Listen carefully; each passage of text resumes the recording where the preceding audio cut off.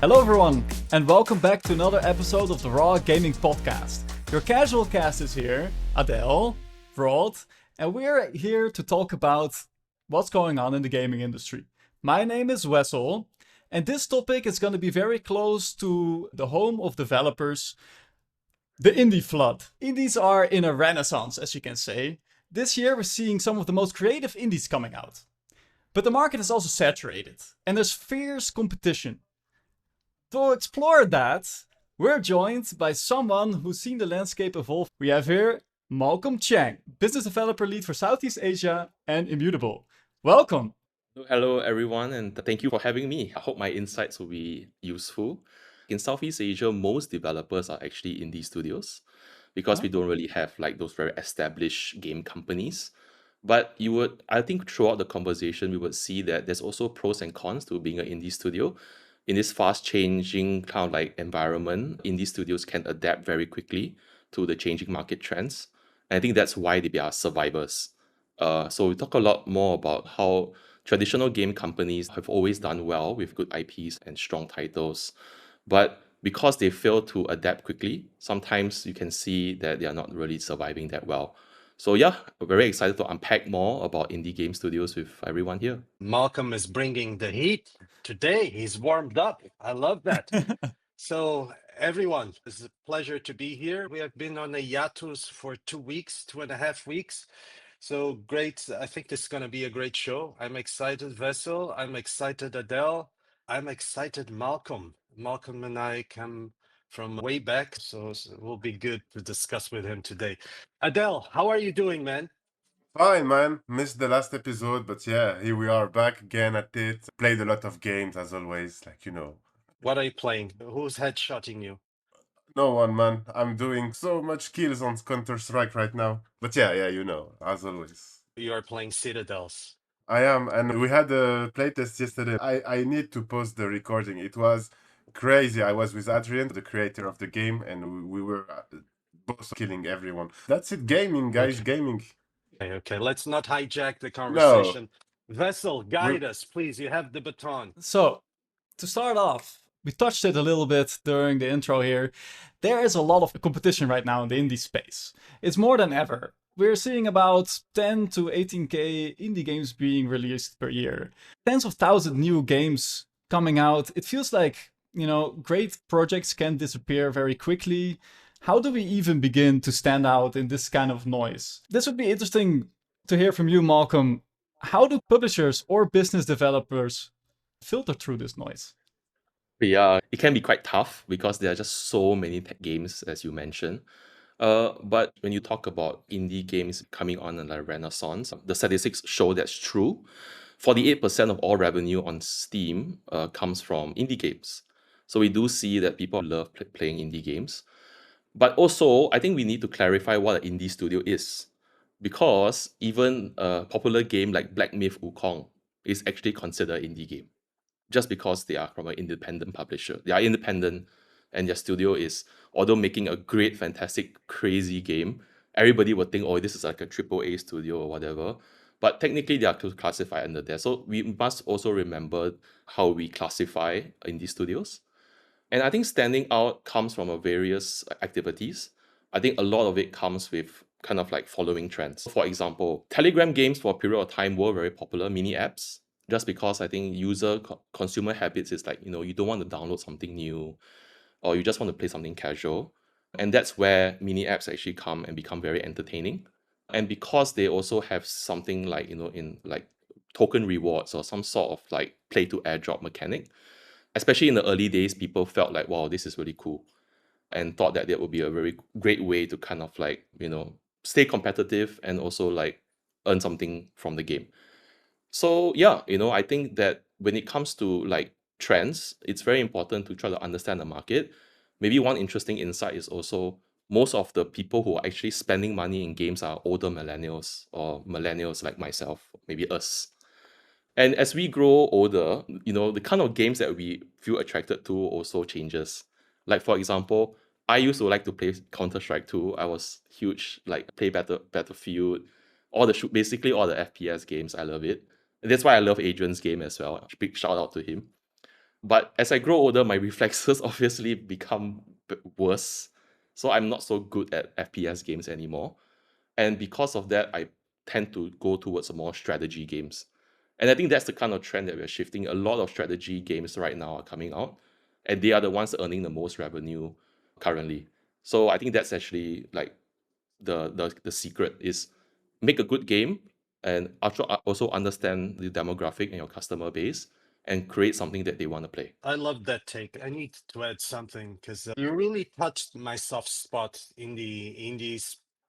And actually, you just dropped the gem that most of us or a lot of the space ignores or doesn't know or maybe overlooked that Black Myth Wukong, one of my favorite games ever, is an indie game. Pal World is an indie game. Baldur's Gate 3 from Larian is an indie game. And it's also a global phenomenon. I think now, and to piggyback to the opening from Vessel, this renaissance of indie games needs to be understood. There's fatigue of AAA, so big studios keep milking these IPs, and there's a lack of originality. So I think there's real AAA and double A fatigue.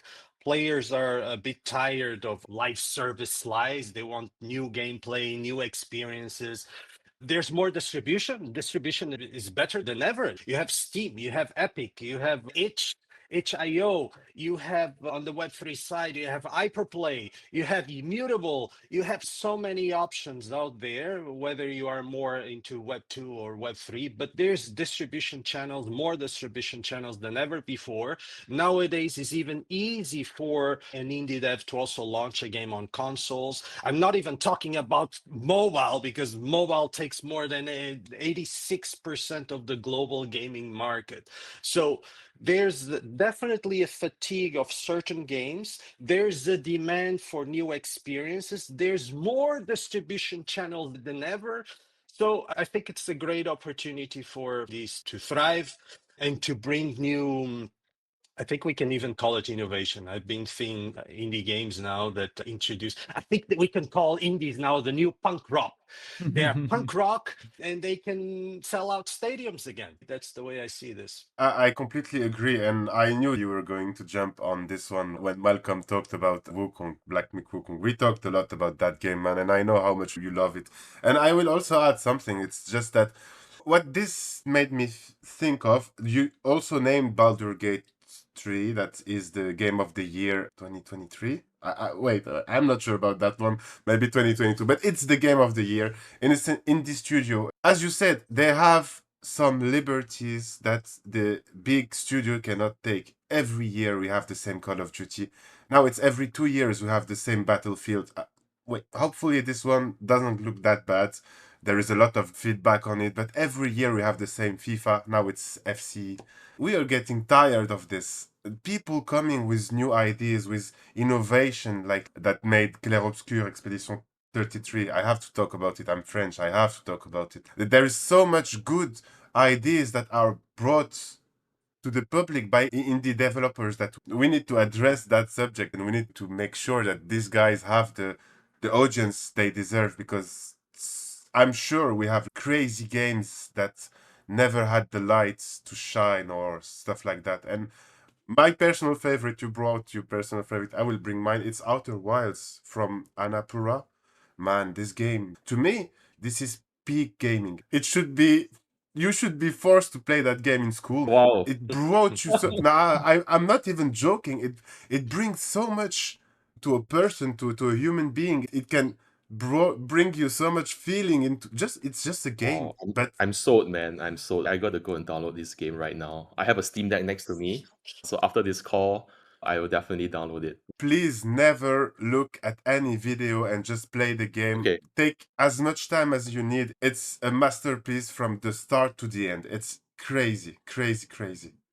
It's an experience. But by the way, I was mentioning there's a saturation of a certain type of games and studios. There's more distribution channels than ever before. We already recognize that indies are bringing these new experiences to the space. But also, I forgot something that I think it's noteworthy. Tools, there's accessibility in tools. Nowadays, there's more tools than ever. The market's still dominated with the biggest engines, Unity and Unreal, but these tools are accessible to any developer. Then there's also a new situation of players as partners. So building your community. You should build your community as a foundation, but having early accesses, discords, dev blogs, community-driven experiences, this works well. Then also funding. Nowadays, it's easier for an indie dev to get access to money. I'm oversimplifying, but there's definitely easier ways to get access to funds via crowdfunding. You don't need to go only through traditional channels.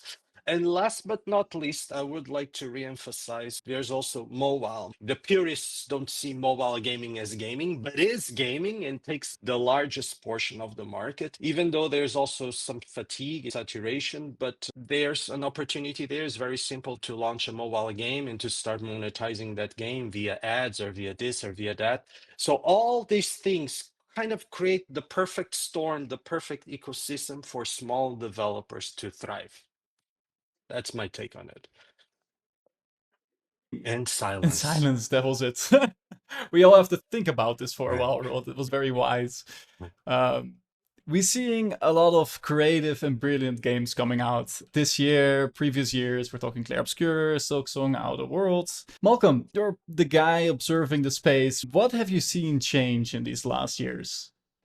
Yeah, actually, I'm quite unique. Like, for example, I'm sure all of you have real Web2 gaming experience. Actually, for me, my gaming experience mostly comes from Web3. So I'm kind of very biased, mostly seeing things from the Web3 angle in terms of how does the tokenomics fit in with their gameplay loops? How does a genre synergize well with the stuff that they have in the game?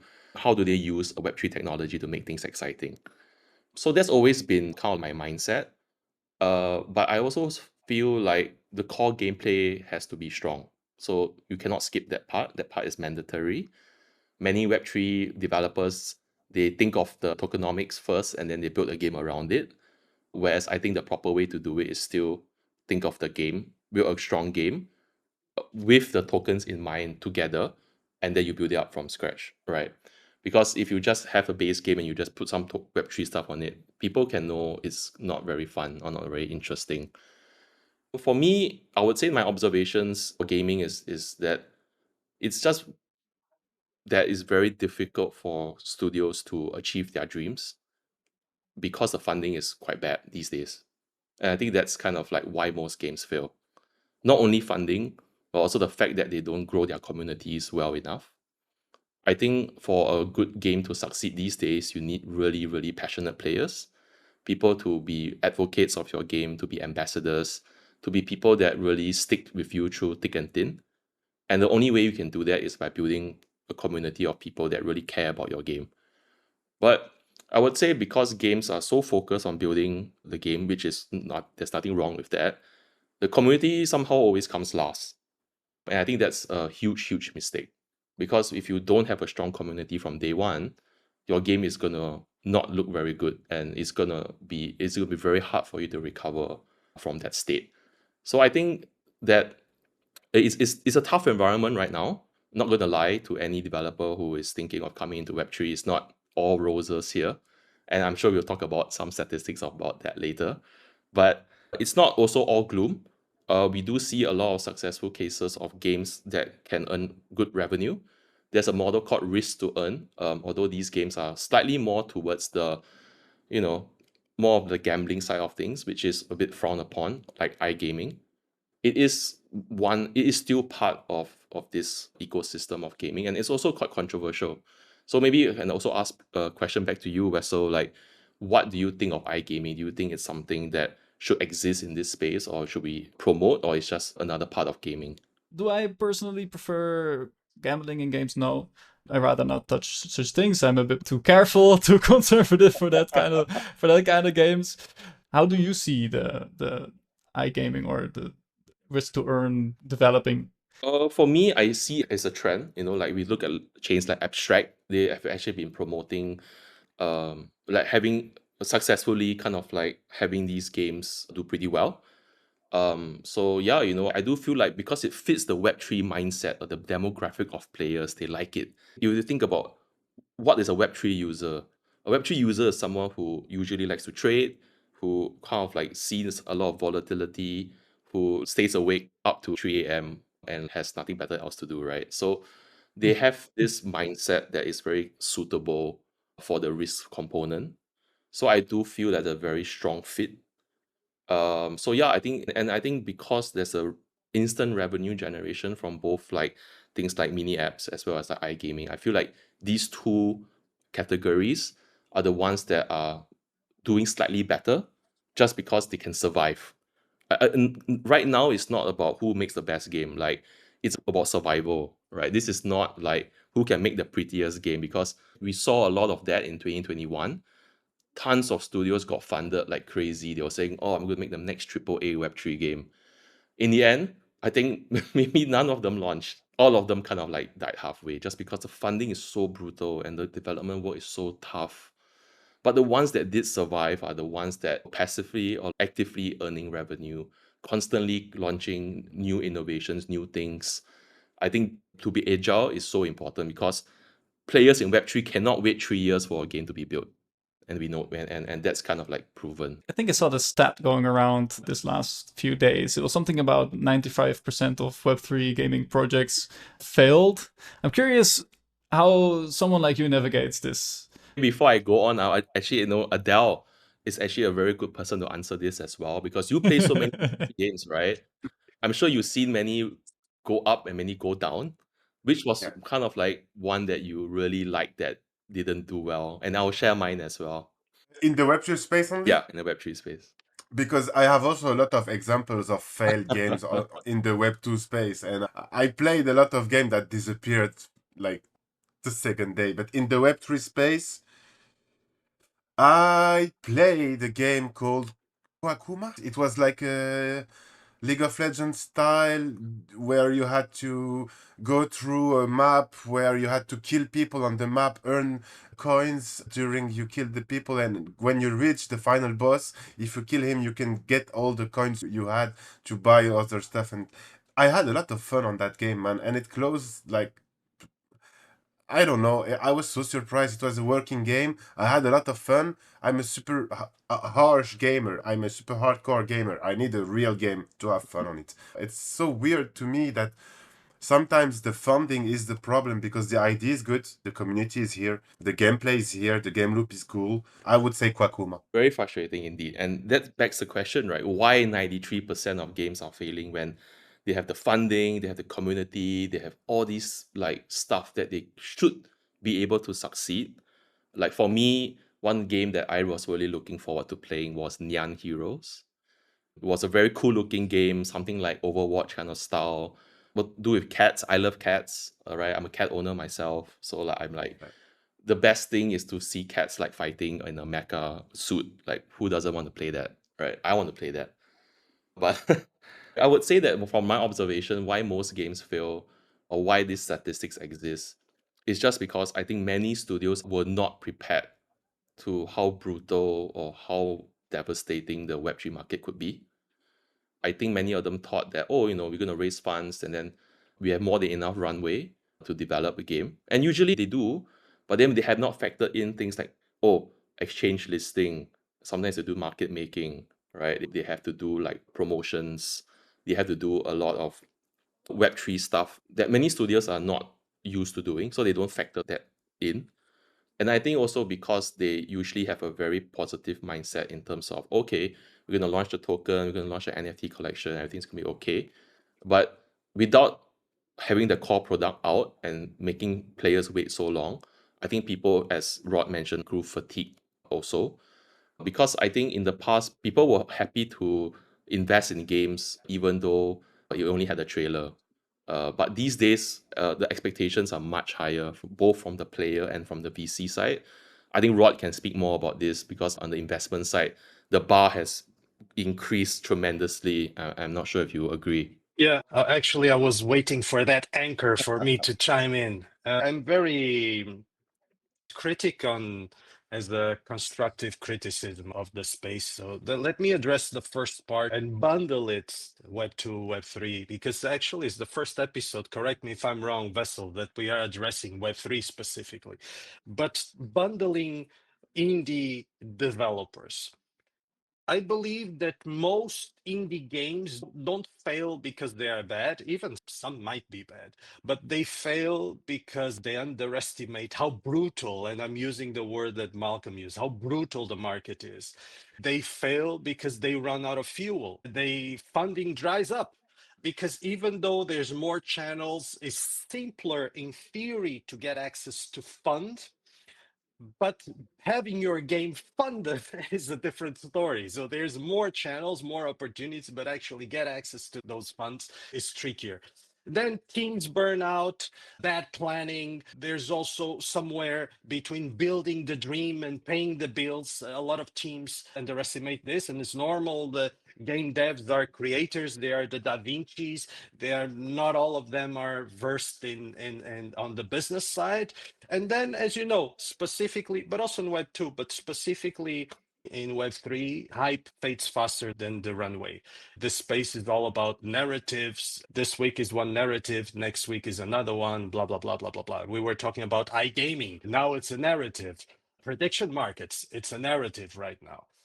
Now, specifically on Web3, I'm not surprised that so many games fail. I'm not surprised at all. I've been in the space for years, and year after year after year, week after week, in different Twitter spaces, I hear the same conversations. What needs to be done? What should we do? What is right? What is wrong? And I've been saying the same things for years. Focus on building a product. Build a product first. Sometimes you don't need to make it overly sophisticated, but build an MVP, see if it gets traction, and then you can start thinking the rest around it. Of course, why so many games fail? Why more than 90% of the games fail? That's what happens when you focus on tokens before you launch the actual game. That's what happens when you attract a certain type of audience. Maybe this is your niche. It's okay. If your niche is to speculation, predictability, and actually this type of audience, you can build games or products for this type of audience. That's perfectly fine. But if you say that you are building a video game, and then, oh no, we launched the token. First, you go down the scamming route. You hyping up, you launch your token, and then you don't deliver a product. That's an issue. Or you focus only on the token and the product actually is underwhelming. So Web3, and again, I'm in the space and I promise I will wrap up this thought. I'm a believer of the technology. I see the opportunity here. I don't see the tech as a problem. I see the space as an understanding problem. Token isn't the product. Token is the fuel.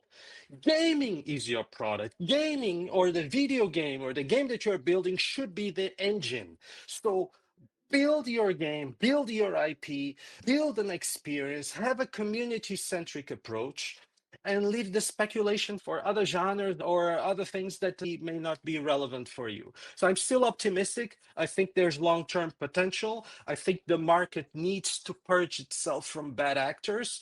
And a lot of big corps and organizations like Immutable, Somnia, Avex, Sura Gaming, and many others in Web3, we are not surfing the wave. We are actually building this new narrative of sustainable and long-term and scalable businesses with real products and real people behind it and real communities to boost these products. Mic drop. Boom. That's crazy. No, as in Boom. like, The right, bomb. as in product for sure. Like that's always the first thing that we evaluate. So we have to always be super product centric, super product focused. I think that's very important. And people always think, oh, to create a great product, I need like a huge team. But that's the beauty of creating an indie game. You don't, right? Look at games like Stardew Valley, right? Backpack Hero. Like these are all amazing games, super fun, super profitable, great games. And it's all about innovation. What pushes you as an indie developer to innovate? Are you just going to copy a game and reskin it? Or are you going to create or invent a new genre or think about something interesting or new to release? we need to find a way to fund really innovative games, and to find these games is very difficult. Like for every like 10 game I review these days, honestly only like one is interesting. This is just for Web3, right? I'm not talking about Web2 games, but I do feel like the quality is like getting to a bit repetitive. Hoping to see more cool stuff in Web3. Yeah, there's this mentality of rinse and repeat, which is okay. Sometimes you see a model, it's working, you want to make cash fast. Okay, let me do what the other one is doing. But I'm a believer that you need to introduce new mechanics, you need to be original, introduce your own flavor.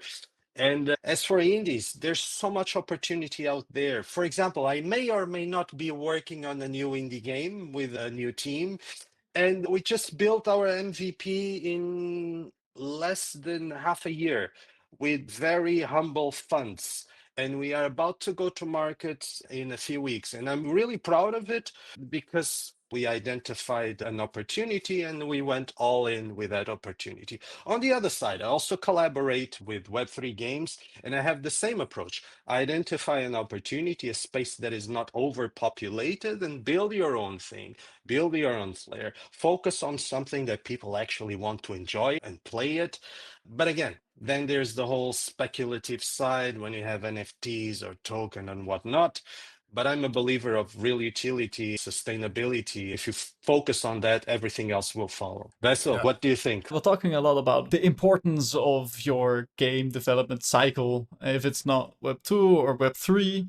What would you guys consider more important? Is it marketing, community, product itself, or something else? Can I jump in? When I got a bit sick of Counter-Strike because it was a bit too repetitive, I find a game that is way more hardcore than Counter-Strike, and it suited me a lot. This game is named Escape from Tarkov. I don't know if you know it. Oh This yes, game, yes.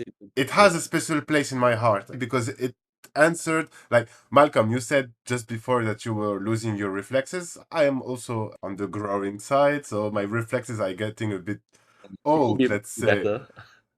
And Escape from Tarkov is a bit slower pace, a bit more strategic, Mm. but I've never heard of that game. And when I started hearing about it, I discovered a whole community. I discovered people that are streaming the game since day one. This game has been out since 2017, 16. So it's been 10 years almost. And it was a very small community. They just took one or two ambassadors that made videos about the game every single week for 10 years. And today, the game is huge. It's going 1.0 next month, and to me, it's a personal belief. I think it will start a new wave of gaming, a new extraction shooter genre that will rise and start to take a lot more place, just like the Battle Royale took more place. What I'm saying is that you have to give an order. You have to have a good product, but you have to have good ambassadors. And having good ambassadors mean keeping them entertained. So as game developer, you have to keep giving them updates, content, new stuff to do in the game. I understand it because Escape from Tarkov was very small, very unknown, and it became a very worldwide known game.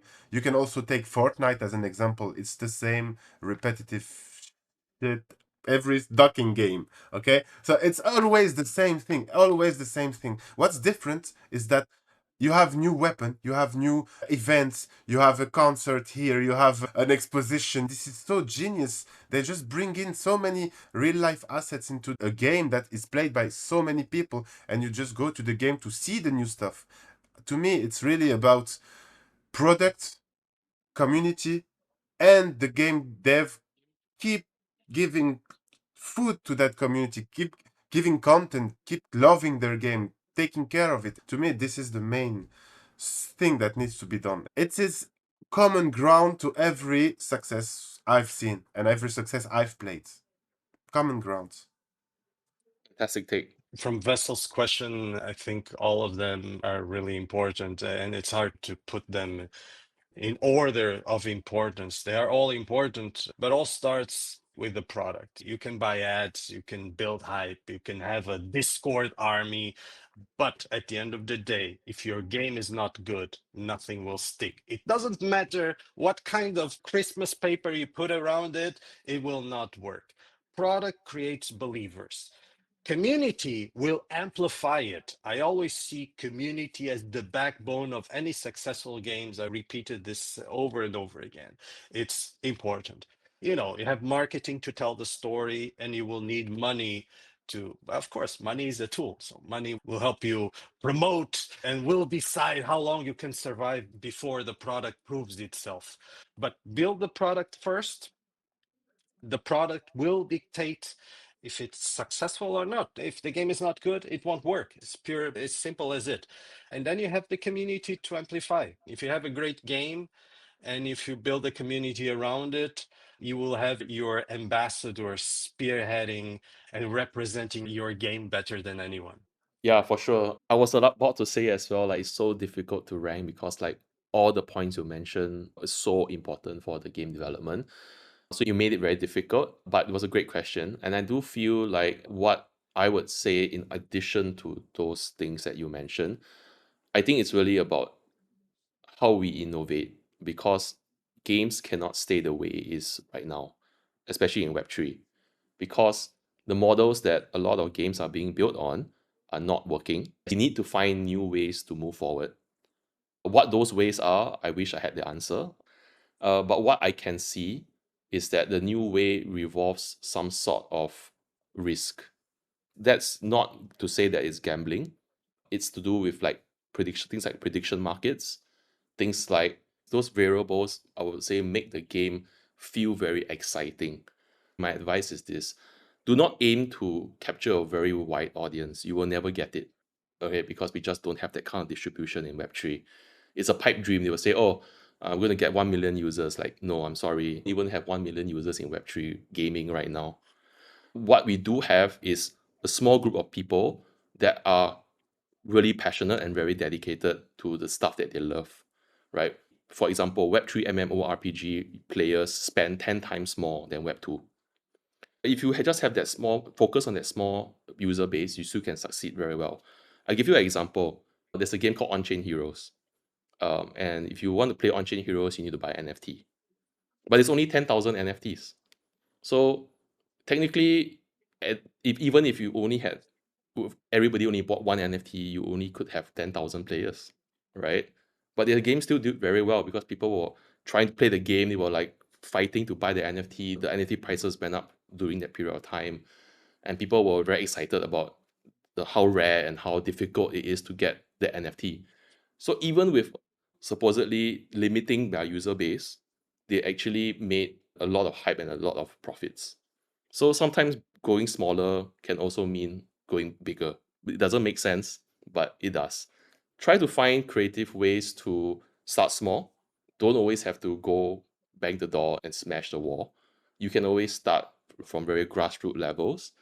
I feel in the past, the successful games that did well really cherished their initial players and really built from the grassroots up. And they appreciated all of the support that they got. These days, the games just come in and say, okay, we got a product now, let's do UA, let's pump the money, we want players to come in. Nobody knows what the hell is going on, you know? So like, that's to me is kind of like the problem, is also the mindset and the lack of innovation. Sometimes less is more. I Uh, guess we can see it this year as well in our games releases, small teams doing incredibly great results. Yeah, exactly, right? Yeah. I would like to quickly ask something to Malcolm, and also because you are on the games hunting side and investment side somehow, and you've mentioned innovation a few times, and I fully subscribe that. But if innovation is the goal, why does the space keep funding sequels? Yes, that's Right. that is the very, very important question, Rod. I want to answer this question. It's because of how companies are structured. I think when it comes to trends, right? Unfortunately, we've seen in gaming, especially in Web3 gaming, like maybe like more than 90%, of games are not doing well in terms of their tokens. And I think in the past, the appetite for innovation was very, very high.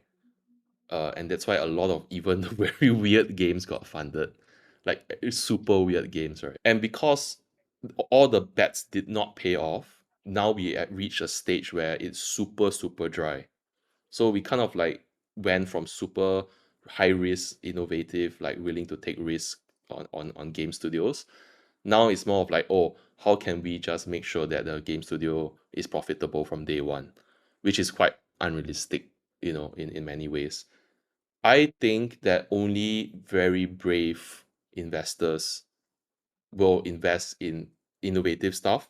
And that's why I think the angel community is very important in this current market, because it's the people that actually love playing games, it's the people that enjoy these titles who will be the ones that could potentially fund the game, because the investors, they don't understand what needs to be done. So it's like very standard kind of evaluation criteria.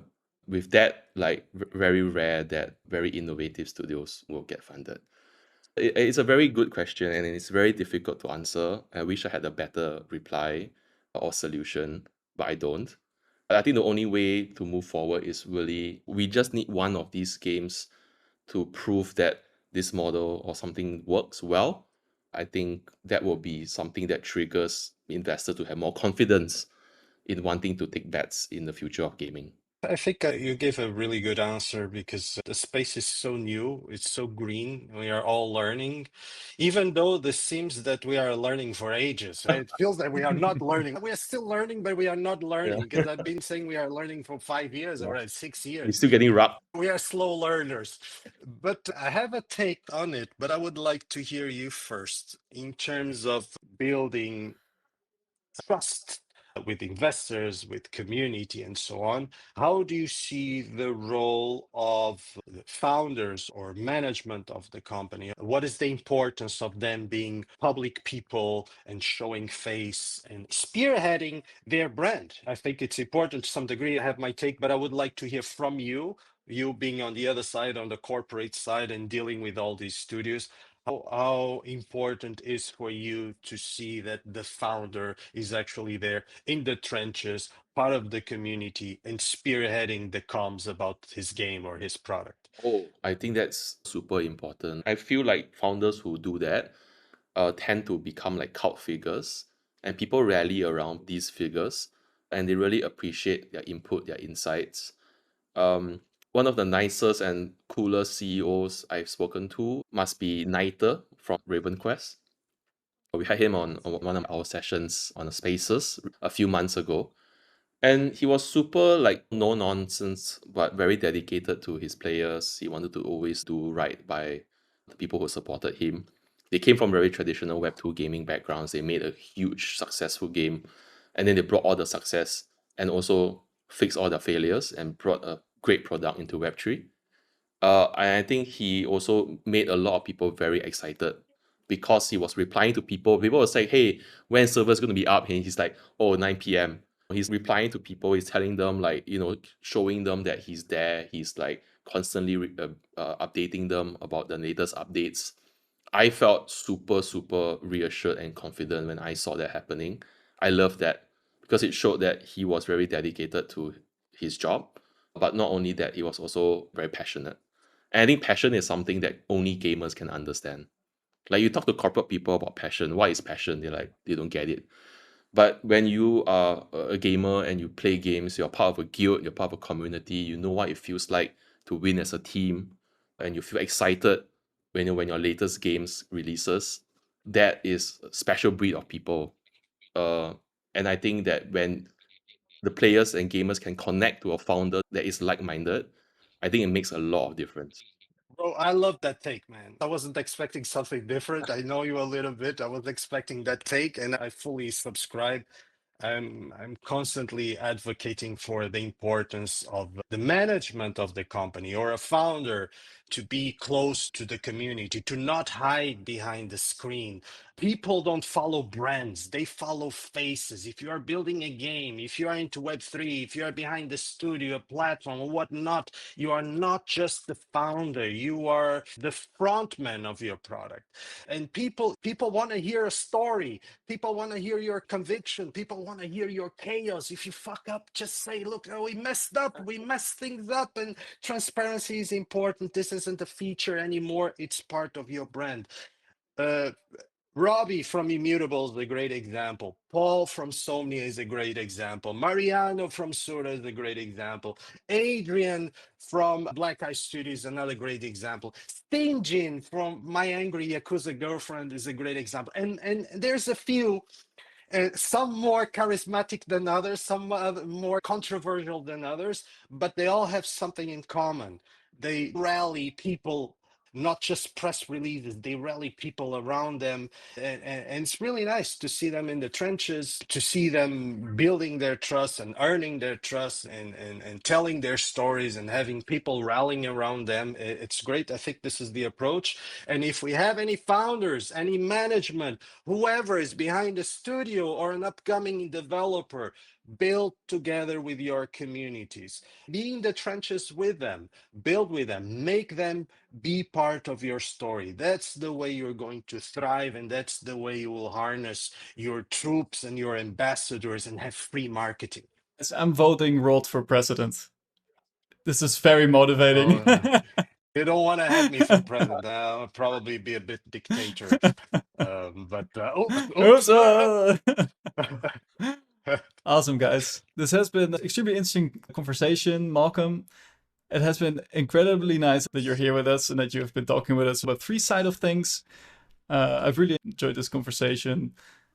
Is there anything else you guys want to touch before we head off? I just want to add that it's super interesting to have the BD perspective because I'm mostly the end user. Here, I am the end user. I am the guy that you're aiming at. I am the guy that We need you. should spend the money. Yeah, it was a great pleasure meeting you, Malcolm. I loved that conversation. I would love to keep going for a few hours, but I think that you have a life.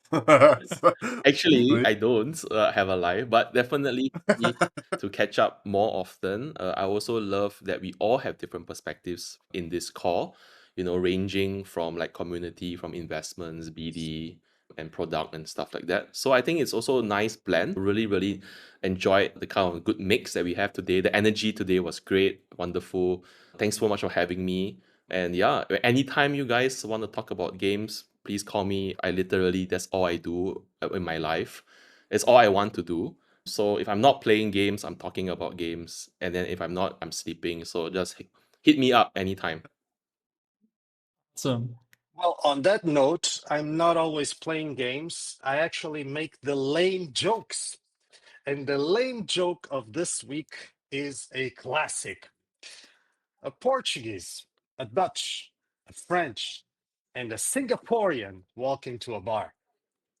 The French orders wine. The Dutch asks who's paying. The Portuguese complains about the service. And the Singaporean, already halfway through his second drink, that's basically our podcast. See you next week. See you in the next episode. Thanks for having us. And Malcolm, it's always a pleasure. Likewise. Thank you so much, guys. Have a good one. Bye bye. Thank you. Hey, bye-bye. Thank you, everyone.